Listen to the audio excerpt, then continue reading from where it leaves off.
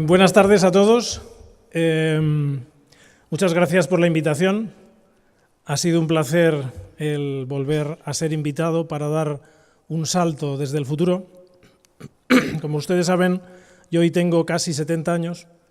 Hoy es 10 de junio de 2026 y me habían invitado para que les comentara qué había pasado en estos últimos 10 años. Hace aproximadamente unos 10 años fui invitado, di el primer salto y fui invitado a dar otro salto hacia atrás, y fue en el año 2005 en el 25 Congreso de Medicina de Familia en Compostela. Se titulaba 2021 Odisea en la consulta, y en aquel momento, pues si alguno lo recuerda, les comenté aquello que iba a pasar, aquello que iba a acaecer, la crisis a finales de la primera década, que duraría aproximadamente 10 años o más, con un montón de consecuencias, de paro, de destrucción de empleo, todo necesario para pagar las deudas a los bancos y en nuestros acreedores, en las que el gasto público evidentemente se resintió extraordinariamente. El problema de los saltos en el tiempo es que yo en el año 2021, casi a mis 65 años, estaba a punto de jubilarme, pero cuando se interviene en el tiempo se altera.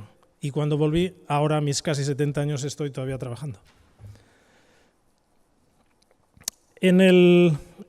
Cuando apareció la tecnología de los saltos en el tiempo, nos permitió, de alguna manera, en este multiverso en el que nos encontramos, poder ver los diferentes futuros que podíamos tener. Nosotros ahora mismo podemos observarlos, pero no podemos elegir, no podemos intervenir en ellos. El problema es que solamente la propia observación modifica. Entonces, esta vez me costó mucho pues, el venir aquí, dar otra vez otro salto, pero la situación en el 2026 lo aconsejaba y me arriesgaría a no saber con qué me iba a encontrar a la vuelta de mañana cuando vuelva a mi tiempo. Hemos podido ver varios escenarios. Estos son los futuros que en el pasado hemos podido comprobar, que pudieron darse, que ustedes vivieron. El Ilúrido fue un futuro tecnológico en el que muchos soñarían y muchos soñaríamos, en el que de alguna manera el conocimiento de las personas se pondría al servicio de la propia humanidad, pero no fue así tan claro. En realidad fue gracias a que hubo un crack, el crack del 17, que produjo al final una imposibilidad del rendimiento financiero, y al final el rendimiento fue mucho más invertir en empresas. La inversión en empresas disparó el I+D, y entonces se creció exponencialmente la aplicación.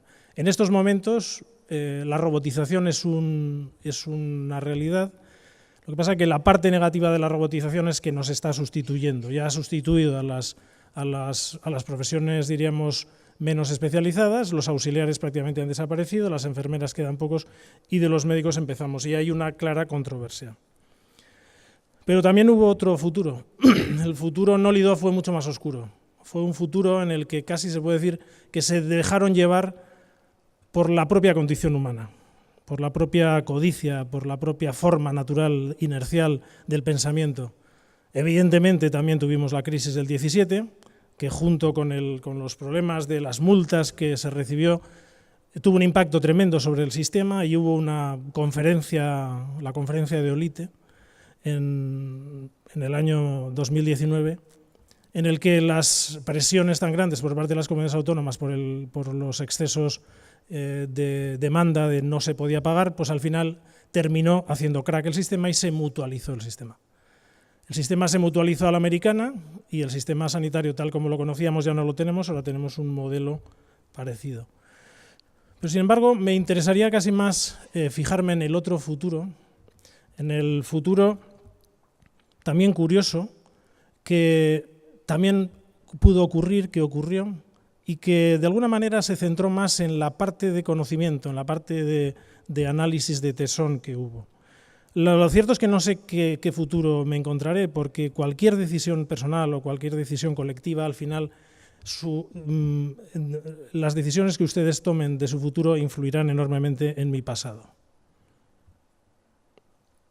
En este futuro nos encontramos que llevábamos 8 años de crisis y era sorprendente. Habíamos aprendido que todas las crisis tenían un impacto positivo. Las crisis se nos había dicho que era un momento de oportunidad. En ese momento de oportunidad ayuda al que el modelo se mejore. Pero esta cuestión no había ocurrido aquí.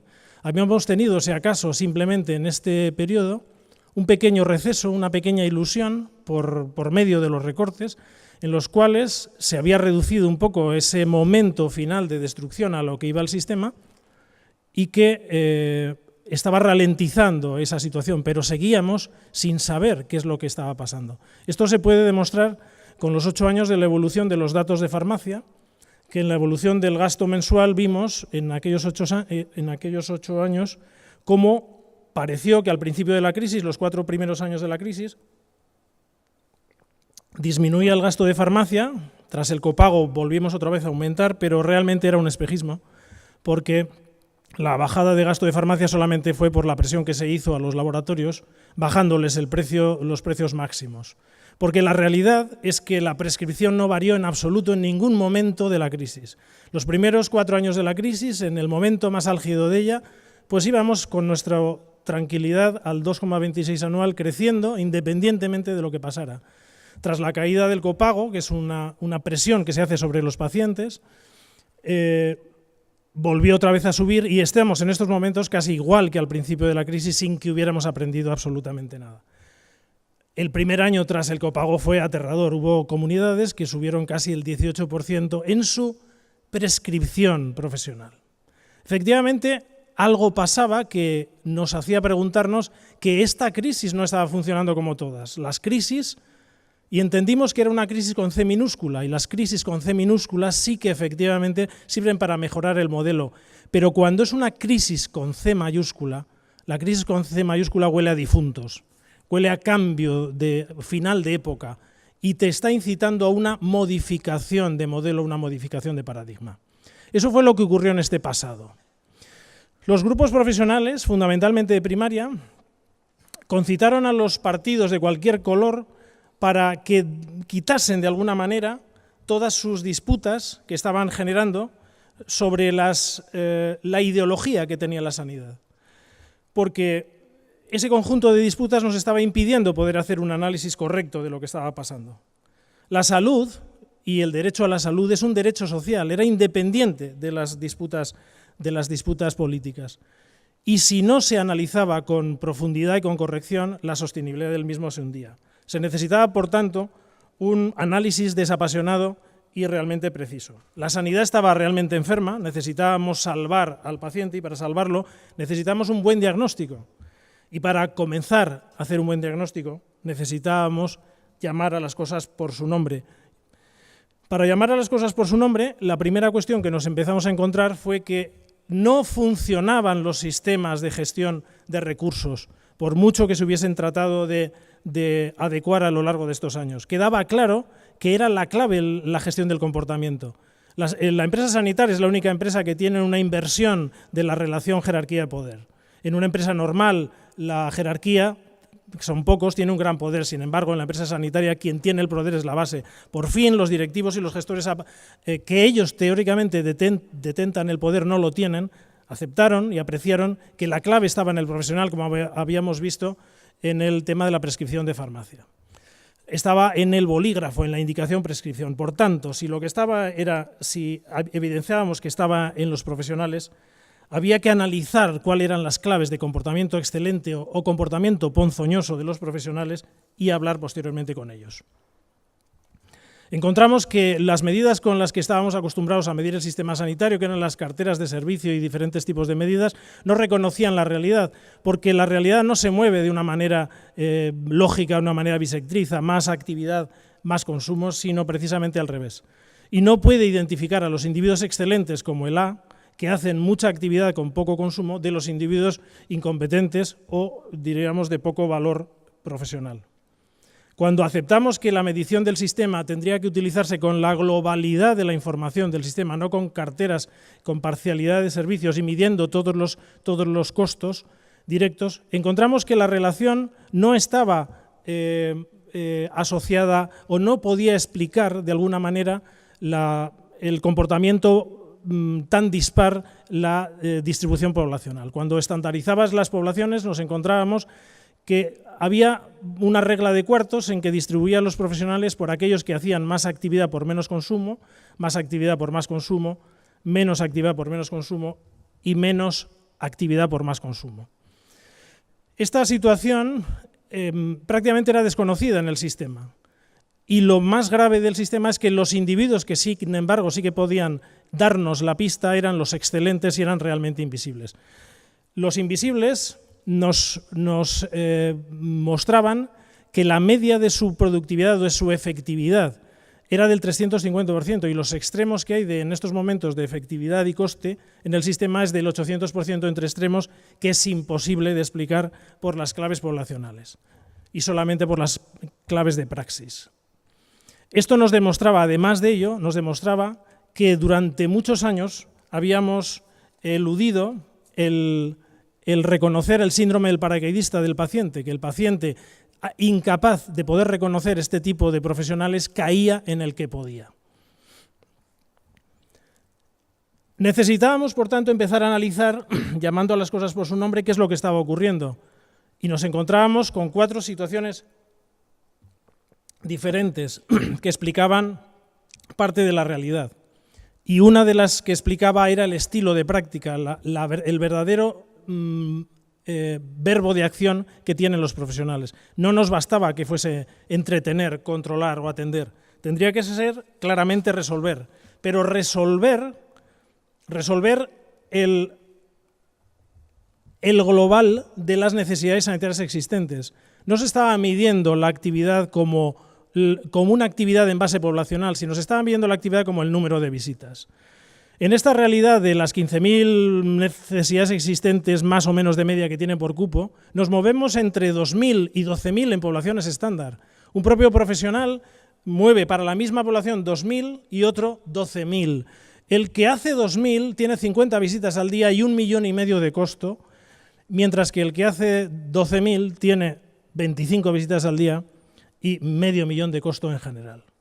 Entonces, esta cuestión necesitábamos ponerla enfrente. Al verlo, entonces, asumimos que si persistíamos más tiempo haciendo lo mismo, llegaríamos al colapso y a la lisis del sistema, mutualizándolo, por tanto, a la americana, como en uno de los escenarios o de los futuros universos que habíamos podido ver. La salida, como en cualquier laberinto, se mostraba precisamente por la puerta oculta, por la puerta opuesta. Y esto es lo que nos demostraba que precisamente no valía seguir con la lógica normal. Por eso se le denominó conocimiento paradójico. Asumimos que la iatrogenia de la considerable proporción de lo inadecuado o superfluo no solamente estaba yendo en contra de la salud de la población, sino que estaba realmente poniendo en grave sostenibilidad el sistema sanitario. Los excesos inerciales secundarios a esta praxis equivocada estaba basada en multitud de sofismas y en las consecuencias de un modelo de relación de irresponsabilidad que se instauró durante muchos años a lo largo del Sistema Nacional de Salud. Comprendimos que no era cuestión de parches, comprendimos que la crisis con C mayúscula nos avisaba de un problema sistémico con únicamente solución sistémica, por la profunda relación de todos y cada uno de los factores y agentes implicados. Comprendimos la influencia negativa sobre el comportamiento profesional del mal modelo de financiación en base al histórico que establecía con rigor el modelo de relación centrífuga. El coste por proceso y el presupuesto por históricos provocaban el cuanto peor mejor, por aquello de que la ineficiencia de unos la tapa la eficiencia de otros, evitando la mejora continua y provocando los aumentos de listas de espera, la primarización y la banalización de la atención especializada y los incrementos de consumo sin cuento, fracasando todos los sistemas que se estaban utilizando como los recetazos, algoritmos informáticos y tal para su control. ¿Para qué la coordinación? Si a nadie le convenía. La atomización, la reducción de la oferta en la atención primaria y la subespecialización hospitalaria eran vasos comunicantes del mismo modelo. La atención primaria se ha ido descapitalizando a lo largo de los años. Ni urgencias, como la otra primaria, como lo llama Juan Simón, ni atención a la mujer, ni al niño, ni atención continuada, ni tardes, ni festivos, ni paliativos, ni domicilios, ni trauma, ni cirugía menor. El rol del médico de familia, de referencia, ya no solamente capaz de saber lo que estaba ocurriendo en los pacientes hospitalizados, sino también en los pacientes ambulatorios, se estaba resquebrajando. También la ausencia de un referente interno en el hospital, el internista del hospital, el generalista del hospital, lo complicaba sobremanera. Ni el paciente ni el médico de familia tienen un interlocutor en estos momentos sobre el proceso hospitalario. Y eso es consecuencia del modelo de rechazo en el hospital del médico generalista, del internista como el único con derecho de cama, quedando los demás como consultores especialistas de él. Reconocimos que la demanda no era ingobernable, sino reactiva al comportamiento profesional, que la visita no era nunca una medida de actividad, sino una medida de consumo. Y por tanto la presión asistencial no era el número de visitas, sino el número de episodios. Esto estaba tumbando y que el sistema estaba siendo tumbado no por los crónicos, que es lo que estamos hablando en general, sino por los sanos. Los sanos a base de la no enfermedad, con el sobrediagnóstico y el sobretratamiento en estos momentos están superando en los costos a los propios crónicos. Ello ha sido el responsable de que sea la tercera causa de muerte, el propio medicamento. Y paradójicamente encontramos que la salida de pensar que esto se arreglaba con cupos pequeños era falsa. Los cupos pequeños incrementan su iatrogenia, su ineficiencia, baja la calidad, se disparan las derivaciones, aumenta la farmacia. ¿Cómo va a haber libre elección del paciente si sin el sistema del dinero sigue el paciente? Si no funciona el modelo del sistema, si el dinero sigue el paciente, al mal hospital, a la mala primaria no le interesa, porque ya le va bien que se le escapen los pacientes, ya lo pagará otro. Y al buen centro y al buen hospital no le conviene porque no puede sufragar la llegada de estos casos. ¿Por qué han fracasado siempre los intentos, como en el Día de la Marmota, de las unidades de gestión clínica? Porque siempre ha sido mentira. Siempre la autogestión ha sido falsa, o se ha jugado con billetes de Monopoly, o realmente se les ha dado una visa oro a un adolescente. Nunca han hecho una autogestión verdadera como se ha dado en las EVAs catalanas, en los centros públicos de gestión privada en España. Tantas renuncias a lo largo de los años de la atención primaria a la autonomía, como la elección de los compañeros de equipo, el modo de organización interna, la posibilidad de elegir un software que funcione y no el que te ponen, la propia información o la custodia del secreto, ha ido descapitalizando el interés de los profesionales. En una reciente encuesta, hecho a los médicos de sexto de medicina, la mayoría de los profesionales elegirían atención primaria, tanto medicina como pediatría. Y sin embargo, al año siguiente, lo hemos visto este propio año, es la última de las especialidades, aquella especialidad que la coge aquel que no puede elegir. Es una estupidez que al final se hayan puesto sueldos bajos en la atención primaria. Lo lógico en una organización como esta sería poner los sueldos más altos en la atención primaria, porque eso haría que los profesionales, los médicos licenciados, irían a la primaria y no al hospital. El hospital con el medicalocentrismo realmente es lo que va a hundir la sostenibilidad del propio sistema. También se sacó a la luz la oculta, taimada y enorme influencia en la generación de la demanda que tenían los proveedores, básicamente la Big Pharma. Se comenzó a prohibir toda la publicidad de productos farmacéuticos en televisión y radio. Y ante la presión de las posibles expropiaciones, se llegó a un acuerdo con los laboratorios que bajaron los precios insoportables. Se analizó también la prescripción de facto que se realizan en las oficinas de farmacia y aquello se saltó como un escándalo en el año 2018. Aquello motivó la revisión de las propias farmacias, tratando de separar lo que debería no estar en las farmacias, que es toda la cosmética y todo lo que son la paramedicina, y dedicándole solamente a la parte que fuese el medicamento. Evidentemente se prohibió definitivamente la pretensión de la consulta farmacéutica por un conflicto de intereses evidente. Se redujo el margen de beneficios de la oficina de farmacia del 27% a un máximo del 10%. Miles de millones se bajaron esto, ante la presión de que se podían liberalizar. Porque ¿cuándo se ha visto que en los juegos que está haciendo farmacia, las oficinas de farmacia, en el 2x1, el 3x1, repercuta eso en algún precio para el cliente? Y se prohibió definitivamente la financiación de la Big Pharma a los grupos de pacientes y a los grupos de profesionales por su enorme influencia, profesionales sobre todo que estaban en los sistemas de clasificación, su enorme influencia en el sobrediagnóstico y sobretratamiento. Un nuevo escándalo del eHealth Leaks puso al descubierto los injustificables y estratosféricos costes de las soluciones informáticas sanitarias de las últimas 2 décadas, impuesta a los profesionales por los profesionales, pero sin los profesionales. Pinchó la burbuja informática. Se permitió, en base a la estandarización, a la interoperabilidad, la libertad de elección por parte de los centros de las soluciones informáticas más adecuadas. Evidentemente esto disparó el I+D y este escándalo además provocó la indignación de los pacientes porque vieron que se vendían sus datos sanitarios. Y estos se vendían sin su autorización expresa, no tácita.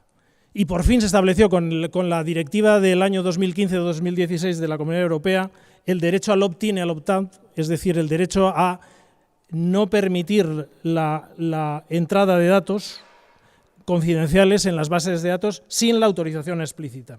El Ministerio impuso definitivamente la CIAB como la clasificación de atención primaria, librándola de la lacra de la CIE 9 o CIE 10, y se prohibió la asunción del DSM-4, del DSM-5 y el DSM-6, el sistema de clasificación de salud mental, por su perversión, por su iatrogenia y protección del sobrediagnóstico.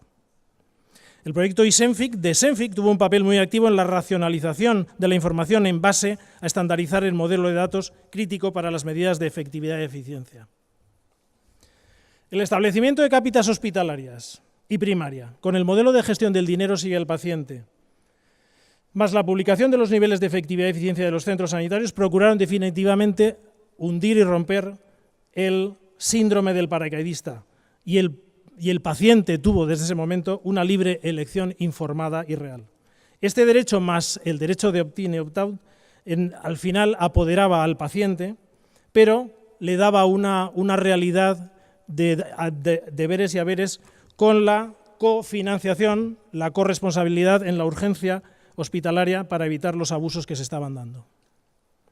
No fue grato en aquel futuro reconocer esta realidad de nosotros mismos, pero aceptando que asistíamos a una crisis con C mayúscula, de esas que suenan a difunto, asumimos el aviso de la necesidad del cambio de paradigma. No tenía sentido ni futuro seguir haciendo lo mismo.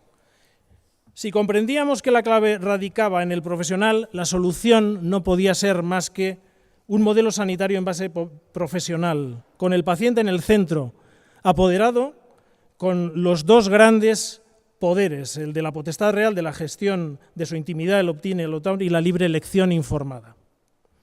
El modelo sanitario atrayente entre los dos niveles, por necesidad e interés, y como la atención primaria solo puede organizarse desde el hospital y el hospital solo puede organizarse desde la atención primaria, la cápita real sin trampa del histórico, el dinero sigue al paciente, el coste por habitante, se convirtieron en el marco insuperable dentro del cual toda flexibilidad cabía, en forma de autogestión y autonomía reales, primarizando el sistema con la financiación a la misma de todo lo que nunca debió haber salido de ella, más o menos sintetizado con el concepto del 24 por 7 por 52.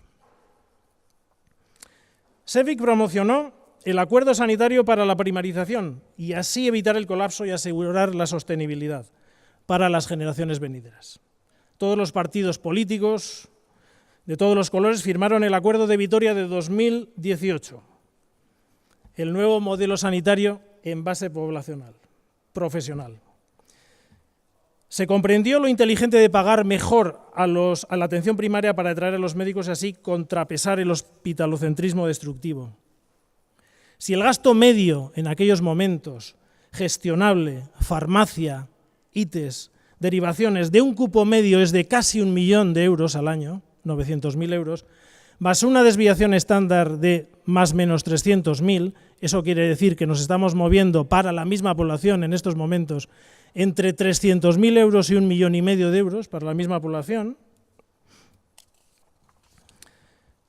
con despilfarros, por tanto, de medio millón de euros anuales por parte de unos y con ahorros de otro medio millón por parte de otros.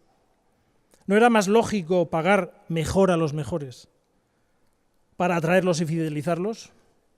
El Acuerdo de Vitoria propició la autogestión real de los profesionales, con sociedades limitadas profesionales o cooperativas profesionales, creándose muchas por la atracción de sueldos y condiciones de desempeño. Se ahorraron miles de millones por la gestión responsable. Y en el año 2021, la especialidad de Medicina Familiar y Comunitaria en el MIR fue la primera elección de los mejores. Como dije al comenzar, mañana volveré a mi tiempo de 2026. Muy posiblemente mi realidad no sea la que dejé esta mañana, porque sus elecciones futuras condicionarán mi pasado. Concluiré con un saludo que se hizo popular en los saltos en el tiempo. Elige en el presente con vigor y así es posible que tengas un futuro sin rigor. Muchas gracias.